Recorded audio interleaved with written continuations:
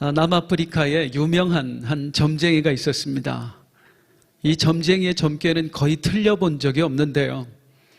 한 번은 여름에 이런 점괘를 냈습니다. 올 여름에 대기근이 들 것이다. 이 점쟁이의 말이 일파만파 남아프리카 전체로 퍼져나갔어요. 사람들이 두려움에 휩싸였습니다. 큰일 났다. 굶어 죽지 않으려면 어떻게 해야 될까? 급기야는 농부들이 전부 다 농사를 포기하고 도시로 떠났습니다. 어떻게 되었을까요? 그 해에 대기근이 정말로 들었어요. 이상하지요? 가뭄은 없었습니다. 홍수가 났느냐? 그런 것도 아니었어요. 그 해의 남아프리카 날씨는 정말로 좋았습니다. 그런데 왜 대기근이 일어났을까요? 농사 지을 사람이 없었던 거예요. 농부들이 전부 다 농사를 그만두고 도시로 떠나버리는 바람에 농사 지을 사람이 없었어요. 그래서 실제로 대기근이 남아프리카를 뒤덮었습니다. 1946년도에 실제로 일어났던 일입니다. 우리가 있잖아요, 성도님들. 마음에서 무너져 내리면 삶이 무너지는 것은 결코 붙잡을 수가 없습니다. 우리는 늘 마음을 강하고 담대하게 해야 할 줄로 믿습니다. 그런데 세상에서 들려오는 소리들이 자꾸만 우리의 마음을 무너뜨리는 것 같아요. 하반기가 되면 이쯤 풀릴 줄 알았거든요. 어느 정도 아이들도 학교 가고 괜찮아질 줄 알았거든요. 그런데 도무지 앞이 보이질 않습니다. 캄캄합니다. 탈출구가 보이질 않아요. 전문가들이 하는 이야기는 더 안 좋아질 겁니다. 변이 바이러스로 인해서 더 힘들어질 것입니다. 우리의 마음이 무너지고 있어요. 이런 때에 우리는 어떻게 마음을 지켜내야 할까요? 믿음이란 세상에서 들려오는 소리 가운데에 하나님의 말씀을 골라 듣는 것인 줄로 믿습니다. 우리는 세상에서 들려오는 소리에 귀를 기울이는 것이 아니라 하나님의 말씀에 귀를 기울여야 합니다. 물론 전문가의 말이 얼토당토하는 말은 아니에요. 일견 타당한 이야기들이에요. 그들이 분석하고 통계를 내서 미래를 예측하면 어느 정도 맞습니다. 그런데 꼭 맞는 건 아니란 말이에요. 가장 큰 증거가 뭐예요? 바로 우리나라입니다. 수십 년 전에 우리나라 세계 전문가들이 가장 희망 없는 나라로 손꼽았어요. 수십 년 지속됐던 외세의 침략, 지배, 그리고 이어진 전쟁으로 세계에서 가장 가난한 나라가 바로 우리 대한민국이었습니다. 그 누가 봐도 이 나라는 희망이 없었어요. 세계 모든 전문가들이 우리나라를 손가락질했어요. 희망 없는 나라라고. 그런데 지금 우리나라가 어떻게 되었습니까? 세계 10강에 들어가느냐 마느냐 어마어마한 강대국이 됐단 말이에요.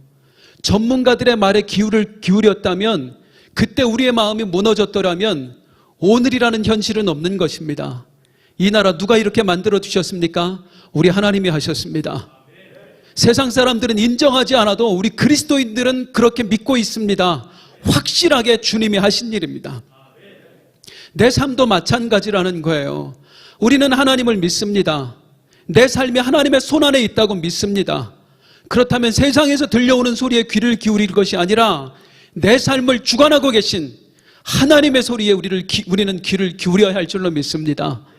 오늘 저는 여러분에게 그 하나님의 말씀을 소개해 드리려고 합니다.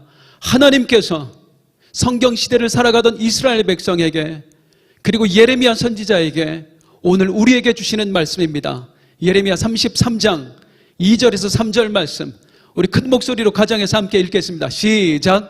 이를 행하시는 여호와, 그것을 만들며 성취하시는 여호와, 그의 이름을 여호와라 하는 이가 이와 같이 이르시도다. 너는 내게 부르짖으라. 내가 내게 응답하겠고 내가 알지 못하는 크고 은밀한 일을 내게 보이리라. 할렐루야. 아마 성경에 나오는 말씀들 중에서 가장 자주 인용되는 말씀 중에 하나가 아닐까. 또한 우리 성도님들이 좋아하시는 말씀 중에서 가장 좋아하는 말씀 중에 하나가 아닐까 생각이 됩니다. 이 말씀을 오늘 어쩌면 절망이라는 현실 앞에서 전전긍긍하고 있는 우리에게 하나님이 주시는 선물로 한번 받았으면 좋겠어요. 이 말씀을 우리 마음판에 새기고 또 새겨서 그 말씀을 붙잡는 우리 모두가 되었으면 좋겠어요.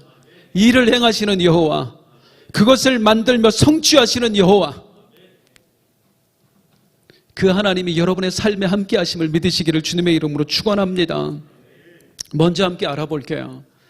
하나님께서는 이 말씀을 언제 어떤 상황에서 주셨을까요? 오늘 1절 말씀은 이렇게 이야기합니다.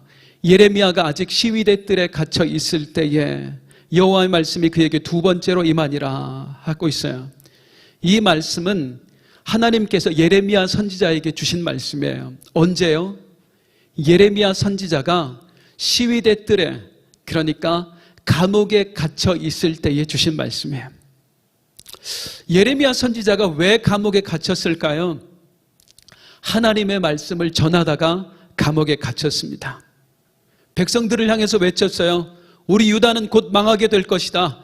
바벨론에 의해서 우리나라는 망한다.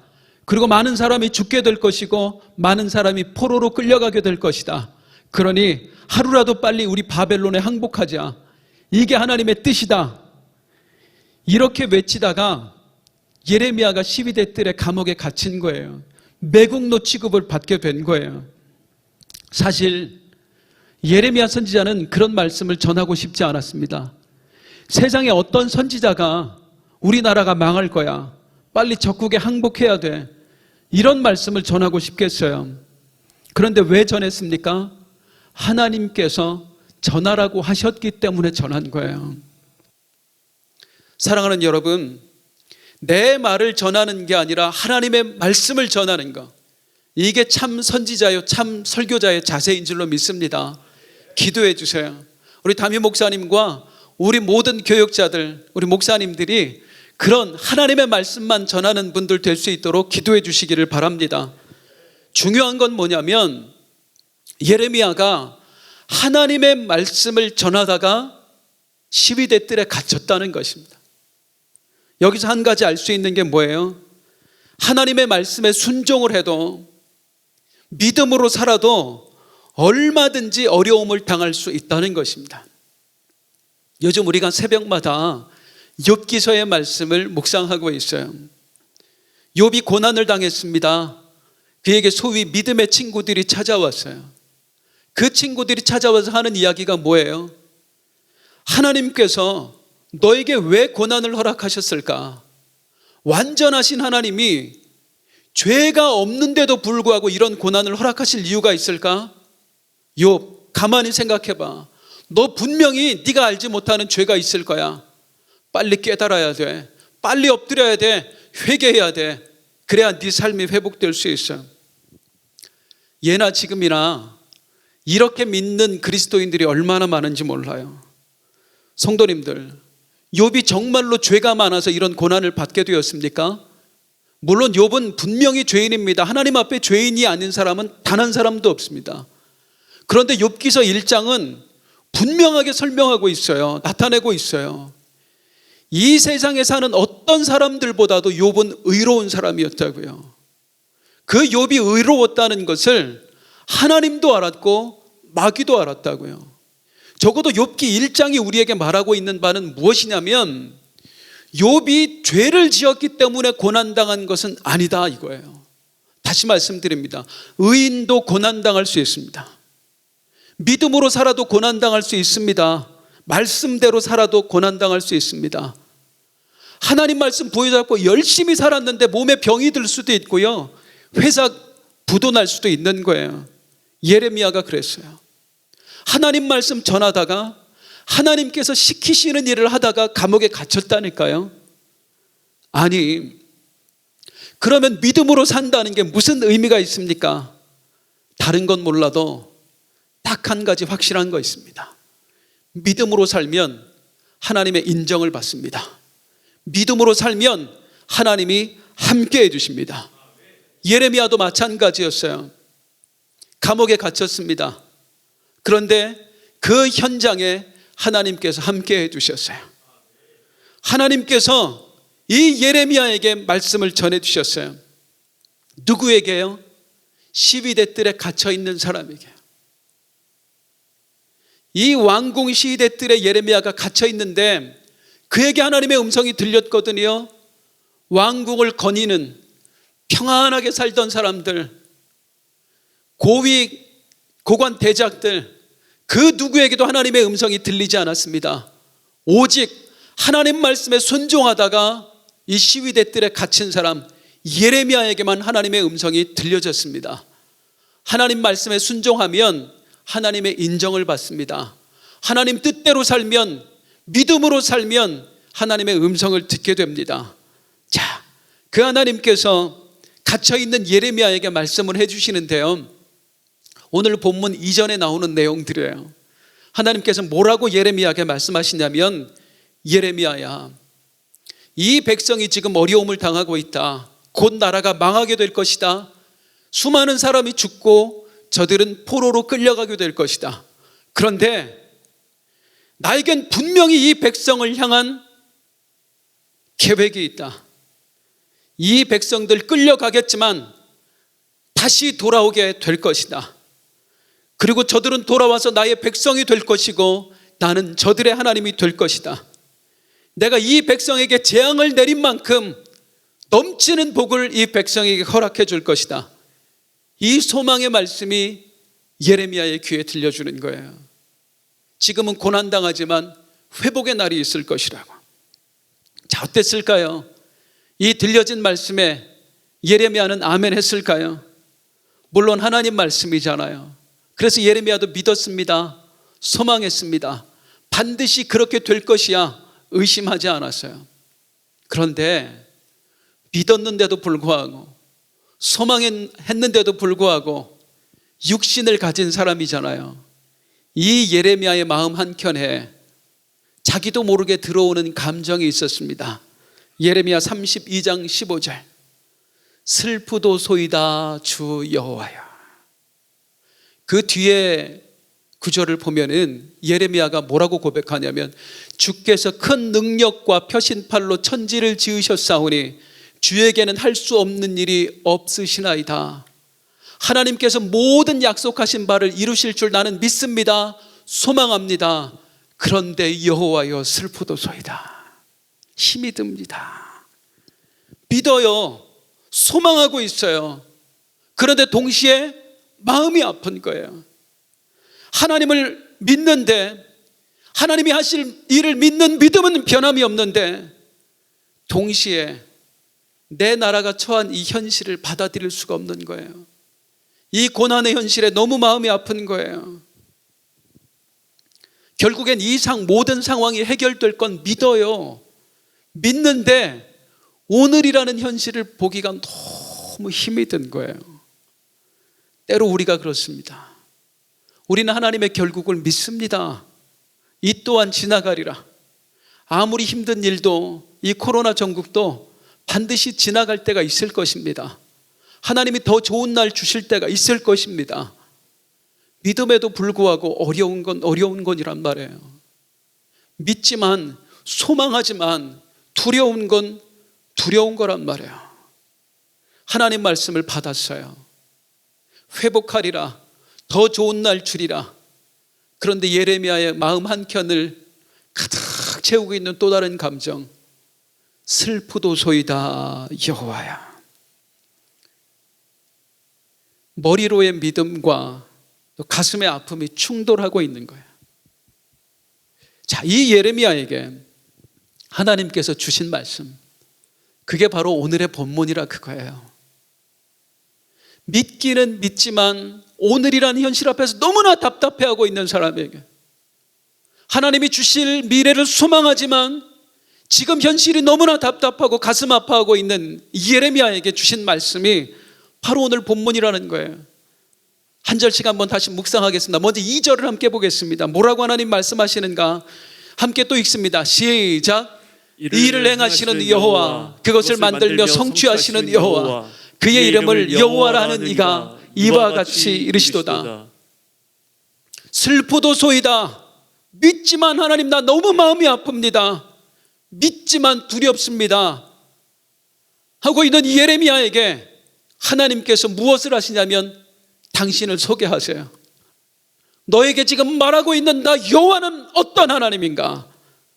나는 이 일을 행하는 여호와, 너에게 말한 것을 반드시 행하는 여호와다. 또한 나는 그것을 만들며 성취하는 여호와, 나는 계획한 것을 반드시 이루시는 하나님이다. 사랑하는 성도님들 믿으시기 바랍니다.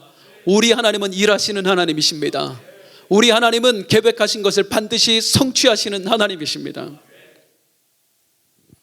그 하나님의 모습을, 하나님이 어떤 분인지를 우리 하나님 스스로 예레미야에게 설명하고 있단 말이에요.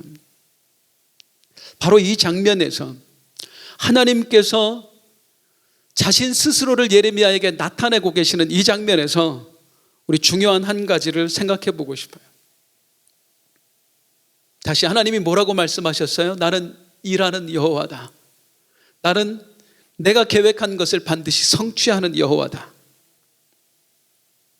우리는 이 말씀을 많이 알고 있습니다. 또 외우시는 분들도 많습니다. 그런데 우리들의 문제가 하나 있어요. 그게 뭐냐면 이 말씀을, 일하시는 하나님, 성취하시는 하나님, 이 말씀을 자꾸만 오늘이 아니라 미래에 적용한다는 거예요. 무슨 말이냐면 오늘이라는 현실 앞에서는 우리가 오늘 너무 힘들어, 오늘은 안 돼, 오늘은 막혔어. 하지만 언젠가는 하나님이 일하실 거야. 일하시는 하나님, 성취하시는 하나님을 오늘에는 적용하지 못해요. 자꾸만 미래에 적용을 해요. 하나님께서는 지금 내 삶에 일하시지 않아. 그래서 내가 너무나 힘들어. 하지만 언젠가는 하나님께서 나를 위해 일해 주실 거야 한다는 거예요. 지금은 하나님께서 당신의 계획을 묻어두셨어. 하지만 언젠가 하나님께서 그 계획하신 바를 반드시 성취해내실 거야. 그때에는 나에게 기쁨이 찾아올 거야. 오늘은 아니지만 내일은 일하실 거야. 그런데 결코 그렇지 않다는 거예요. 일하시는 여호와, 행하시는 여호와, 성취하시는 여호와는 미래의 하나님만이 아니에요. 우리 하나님께서는 어제나 오늘이나 영원토록 동일하신 줄로 믿습니다. 성경은 뭐라고 말씀하고 있어요? 우리 하나님은 쉬지 않으신다고 말씀하고 있어요. 졸지도 주무시지도 않는다고 말씀하고 있어요. 하나님은 잠잠히 계시다가 어느 날 갑자기 그래 이제는 일해야지, 그런 하나님이 아니에요. 하나님은 쉬지 않고 일하시는 하나님이세요. 내 삶에서도 마찬가지라는 겁니다. 지금 내가 보기엔 암울해 보여요. 하나님의 일하심이 보이지 않아요. 그렇다고 해서 하나님이 손 놓고 계시는 게 아니라고요. 하나님은 미래에만 일하시는 하나님이 아닙니다. 지금 내 삶에도 일하고 계십니다. 내가 못 느낄 뿐인 거예요. 내가 보지 못하는 것 뿐인 거예요. 그래서 우리에게 믿음이 필요합니다. 믿음은 우리가 믿지 못하는 것, 느끼지 못하는 것을 느끼게 하거든요. 믿음은 우리가 보지 못하는 것을 보게 만들거든요. 지금 상황이 고난일지라도, 힘들고 어려울지라도 우리가 그 가운데서 믿어야 될 것은 무엇이냐면, 지금 하나님이 일하고 계시는구나, 지금 하나님이 역사하고 계시는구나, 나중이 아니라 지금 역사하고 계시는구나. 예를 한 가지 드려야 될 것 같아요. 요즘 올림픽이 한창 열리고 있습니다. 우리가 환호도 했고 아쉬움도 있고, 그 중에 이렇게 올림픽을 보다 보면 저도 모르게 옛날 이야기를 하게 되더라고요. 옛날에 그 선수는 참 잘했었는데 지금 요즘 선수들은 좀 별로인 것 같다, 아쉽다. 저뿐만 아니라 많은 분들이 옛날 이야기를 하세요. 그 중에 자주 언급되는 선수가 있는데 88 올림픽 때 우리 탁구 선수들, 현정화, 또 양영자 선수 아마 기억하실 겁니다. 양영자 선수 이야기를 드리고 싶어요. 올림픽 금메달 땄습니다. 그리고 결혼해선 몽골로 선교사로 나아갔었지요. 하나님을 위해 지금 사역하고 있어요. 우리 교회도 예전에 한번 오셨던 기억이 나네요. 그 양영자 선수가 정말로 독실한 크리스찬이었거든요. 그때 아마 우리나라 국가대표 남녀 모든 탁구 선수들이 전부 다 예수 믿었다고 그래요. 양영자 선수의 그 전도를 통해서. 그런데 이 양영자 선수가, 선교사가 자신의 간증을 하는 이야기를 들었어요. 뭐라고 이야기하냐면 예전에 정말 많은 힘든 일이 있었대요. 그 하나하나를 짚어가서 이야기하는데, 제가 어릴 때에 팔꿈치가 아프지 않았더라면 저는 예수님을 인격적으로 만나지 못했을 것입니다. 제가 선수 생활하면서 간염을 앓지 않았더라면 저는 하나님께 기도하는 법을 배우지 못했을 것입니다. 제가 만약에 우울증을 겪지 못했더라면 지금의 남편을 못 만났을 거예요. 저에게 구안와사가 어느 날 얼굴이 일그러지는 거예요. 찾아오지 않았더라면 저는 선교하면서 그렇게 하나님을 향해서 부르짖어 기도하지 못했을 것입니다. 팔꿈치를 아파서 라켓을 놔야 되는 일도 있었고, 간염을 겪기도 하고, 우울증이 찾아오고, 구안화사가 오고, 정말 많은 아픔들이 있었지만 만약에 그 일들이 없었더라면 저는 그냥 교회 열심히 다니는 탁구인으로 남았을 것입니다. 그런데 그 아픔들이 지금의 저를 만들어냈습니다. 하나님 없이는 살 수 없는 사람으로. 몽골 오지는 정말 힘든 곳이에요. 양영자 선수가 얘기를 하는 거예요. 그런데 저는 그 외롭고 힘든 곳에서 너무너무 외롭다, 힘들다 생각하지 않았어요.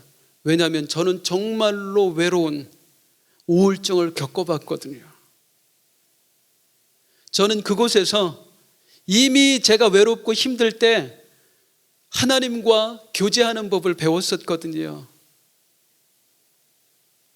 내 지나온 날들, 팔꿈치가 아팠고 또 구안화사가 찾아오고 간염을 겪고, 이 모든 일들이 지나가면 하나님이 나를 위해 일해 주실 거야가 아니라, 돌아보니까 그때는 몰랐는데 팔꿈치 아팠던 게 하나님의 일하심이었구나. 나에게 간염이 찾아왔던 게 하나님의 일하심이었구나. 하나님이 나에게 우울증을 안 주셨으면 어쩔 뻔했을까. 그때 구안화사가 찾아오지 않았다면 내가 어떻게 이런 기도의 사람이 될 수 있었을까. 지나고 보니 막막했던 순간들이 믿음의 눈이 열려 보여지는 거예요. 그때 하나님이 일하셨던 거구나. 그때 하나님이 일하셨던 거구나. 그때 하나님이 일하셨던 거구나. 사랑하는 성도님들, 다시 말씀드립니다. 하나님의 일하심은 미래에만 있지 않습니다. 우리 믿는 사람들, 어제나 오늘이나 영원토록 우리는 일하시는 하나님과 함께 있는 거예요. 우리는 늘 성취하시는 여호와와 함께 있는 거예요. 유다의 백성들도 마찬가지예요. 지금 포로로 잡혀가지만, 나라로 망하지만, 지금 하나님이 일하고 계시지 않지만 언젠가는 우리를 위해서 일해 주실 거야. 그래서 우리를 돌려보내실 거야. 아니요. 포로된 것도, 나라가 망한 것도 내가 보면 육신의 눈으로 보면 하나님의 일하심이 아닌 것처럼 느껴지지만 그 모든 게 하나님의 일하심이었다는 거야. 왜요? 하나님에게는 더 중요한 게 있거든요. 바벨론에 끌려가서 포로되는 게 문제가 아니에요. 그 전에 이미 이스라엘 백성은 마귀에 포로되어 살아가고 있었어요. 우상에게 절하는 사람들이 되어버렸단 말이에요. 하나님보다 세상을 더 좋아하는 사람들이 되었어요. 마귀에게 포로되었는데도 포로된 줄 모르는 사람들이었던 거예요. 그런 사람들을 위해서 하나님이 일하시는 거예요. 망하게 하시고 포로로 끌려가게 하시고. 이스라엘 백성들은 어떻게 했어요? 힘드니까 하나님 찾잖아요. 마귀의 손 뿌리치고 하나님을 향해 얼굴을 들잖아요. 그 모든 게 하나님의 일하심이었단 말이에요. 사랑하는 성도님들, 어떤 일을 겪고 계십니까? 막막하십니까? 지금 하나님이 일하시지 않는 것 같아서, 하나님이 손을 놓고 계신 것 같아서 답답하십니까? 아닙니다. 하나님은 지금도 일하고 계십니다. 하나님은 어제도 일하셨고 오늘도 일하시고 내일도 일하셔요. 나를 위해 일하시는 모습들, 행하시는 일들이 바뀔 뿐이에요. 끝까지 일하시는 하나님 놓지 않고 나갈 수 있기를 주님의 이름으로 축원드립니다. 그런데요, 막상 고통 속에 있을 때는 이게 사실 잘 안 느껴져요. 맞아, 하나님이 나와 함께 하시지, 하나님이 나를 도와주고 계시지. 그런데 머리로는 아는데 이게 가슴으로 안 받아들여진다니까요. 예레미야가 그랬어요. 슬프도소이다, 슬프도소이다. 그러면 이제 한 절을 더 볼게요. 이 지옥 같은 현실 속에서, 고난 속에서, 그래, 이것도 하나님의 일하심이야. 지금 하나님은 우리에게 당신의 계획을 성취하고 계신 중이야. 어떻게 그걸 믿을 수 있을까요? 어떻게 받아들일 수 있을까요? 그걸 하나님이 알려주시는 게 3절이에요. 슬프도소이다 하는 예레미야에게 하나님이 주신 말씀, 너는 내게 부르짖으라. 내가 내게 응답하겠고 내가 알지 못하는 크고 은밀한 일을 내게 보이리라. 부르짖어라, 기도해라. 그렇다면 네가 가슴으로 받아들이지 못하는 크고 은밀한 일을 네가 깨닫게 될 것이다. 영적인 눈이 열려 보게 될 것이다. 우리 하나님 정말 좋은 하나님이세요. 어떤 하나님이에요? 하나님의 놀라운 계획을 알 수 있는 힌트를 주셨어요. 깨달을 수 있는 선물을 주셨어요. 그게 뭡니까? 바로 기도입니다. 기도는 우리로 하여금 하나님의 뜻을 알게 합니다. 기도는 우리로 하여금 하나님의 일하심을 보게 해줍니다. 또한 기도는 우리의 흔들리는 마음을 붙잡아줘요. 우리의 흔들리는 믿음을 붙잡아줘요. 우리 주님께서 제자들에게 주셨던 말씀이 있어요. 누가복음 22장 32절에 내가 너를 위하여 내 믿음이 떨어지지 않기를 기도하였노니. 주님이 제자들의 믿음이 떨어지지 않기를 위해 기도했대요. 믿음이 흔들린다면, 믿음이 떨어진 것 같다 느낀다면 기도하라는 말씀이에요. 사랑하는 성도님들, 불안하십니까? 자꾸만 세상의 소리가 귀에 들어오십니까? 절망적인 생각이 들어오십니까? 기도하세요. 하나님이 담대함을 주실 거예요. 여러분의 믿음을 견고하게 해주실 거예요. 제가 좋아하는 선교사가 있습니다. 스터드 선교사. 가끔 이분의 이야기를 드렸었는데 오늘은 다른 이야기예요. 유명한 크리켓 선수였습니다. 이 스터드 선교사가 주님을 만나고 여러 나라를 가서 선교 사역을 하는 중에 아프리카로 갔습니다. 아프리카로 가서 조그마한 선교관을 짓고 거기서 이제 생활을 하는데 어느 날 아침에 아이들이 달려와서 막 소리를 치는 거예요. 그때 겪었던 일을 이제 스터드 선교사가 아내에게 이제 편지를 쓰는 겁니다. 오늘 아침에 자고 일어났는데, 여보, 오늘 아침에 자고 일어났는데 갑자기 아이들이 달려왔습니다. 선교사님, 선교사님, 지금 우리 선교관에 뱀이 들어왔어요. 그래? 그리고 가서 찾다가 내 담요를 들춰보니까 아니 그곳에 초록색 뱀이 있지 않소? 그 뱀은 이미 원주민 노인들이 얘기했던 한번 물리면 바로 즉사하는 그 독사였어요. 나는 있잖아요, 여보, 간밤에 그 독사하고 잠을 잔 거예요. 그런데 나는 믿는다오. 나는 밤에 꿀잠을 잤지만 하나님이 보내주신 천사는 밤새도록 나를 지켜주시느라고 잠을 못 잤겠구나. 이게 스터드 선교사가 아내에게 쓴 편지예요. 독사를 봤는데 그 순간에 딱 드는 생각이 물리면 죽을 뻔했구나가 아니라 이야, 하나님이 또 나를 지켜주셨구나. 이 담대함이 어디서 나와요? 기도에서 나와요. 우리는 저나 여러분이나 전부 다 연약한 사람들입니다. 세상에서 들려오는 소리에 귀를 닫을 수 없어요. 절망적인 상황, 전문가가 아니더라도 우리도 이미 느끼고 있어요. 내 마음이 흔들립니다. 자꾸만 불안함이 생깁니다. 우리 아이들을 봐도 우리 사업장 어떻게 해야 되나? 그때에 우리의 마음을 붙잡을 수 있는 거, 우리의 믿음을 견고하게 세울 수 있는 거 하나님이 선물로 주셨어요. 기도입니다. 기도를 놓지 말아야 할 줄로 믿습니다. 오늘 낮에 우리는 예배에 관한 말씀을 들었습니다. 예배의 성공자가 진짜 성공자입니다. 예배에 무너지면 다 무너지는 거예요. 우리는 예배를 붙들어야 합니다. 동시에 우리는 또한 기도를 붙들어야 됩니다. 우리가 기도의 끈을 놓지 않는 한 믿으시기 바랍니다. 우리 삶에서 소망의 끈 또한 끊어지지 않습니다. 사랑하는 성도님들, 어떠세요? 여러분은 기도하는 성도입니까? 5만 번의 기도 응답을 받았다고 하는 고아들의 아버지, 기도의 성자 조지 뮬러 선생이 이런 말을 했더라고요. 이 세상에는 단 하나의 빈곤만 있을 뿐이다. 그것은 바로 기도의 빈곤이다. 기도에 가난한 사람이 가장 가난한 사람이다.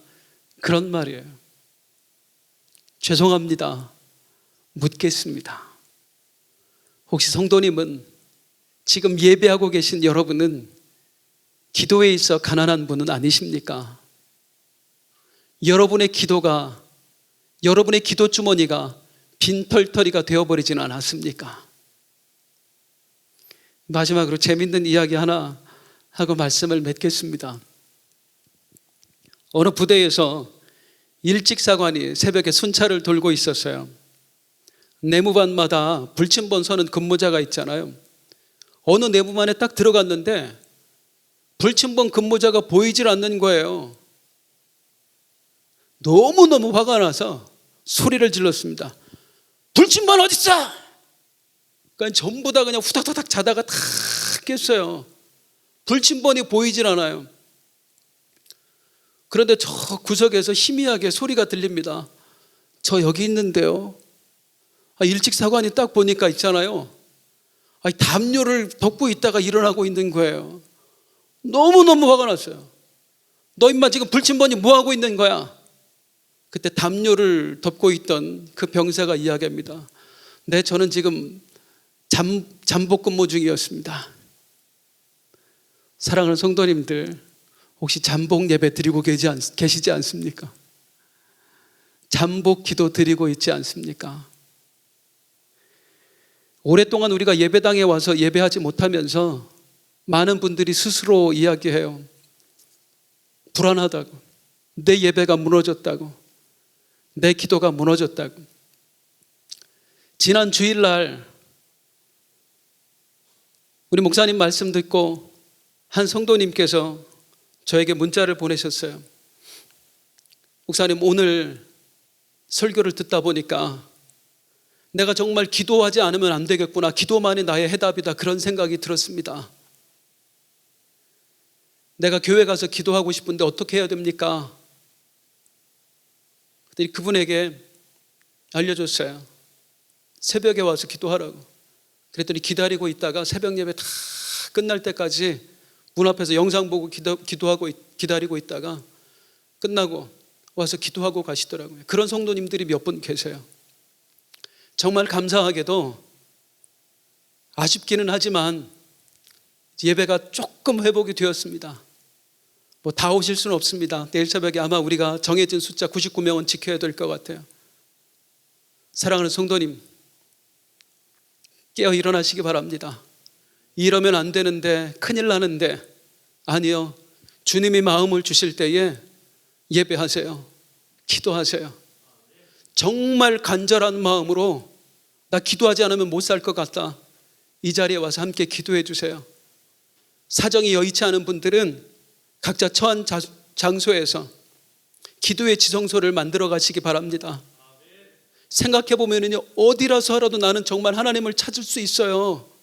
내가 안 해서 그렇죠. 환경만 탓해서 그렇죠. 혼자 출근하면서 운전하시는 성도님들 30분, 40분, 1시간 가시는 분들 있잖아요. 아, 힘들어. 언제? 아니요, 그 한 시간이 하나님 주신 기도의 시간이에요. 나에게 주신 선물의 시간이에요. 샤워할 때 그냥 샤워만 하지 말고 하나님께 간구하며 기도하세요. 하나님을 찾으세요. 무릎 꿇고 침대 맡아서 그렇게 하나님을 불러갈 때에 하나님이 내 기도를 들어주실 것입니다. 그 기도 소리와 함께 남에게 담대함을 주실 것입니다. 내 눈이 열려질 것입니다. 비로소 보일 것입니다. 아, 하나님이 일하고 계시는구나. 주여 당신만 믿겠습니다. 예배가 회복되고 기도가 회복되는 우리 성도님들 모두가 되시기를 주님의 이름으로 축원드립니다. 우리 함께 찬송하시겠습니다. 우리 함께 기도해.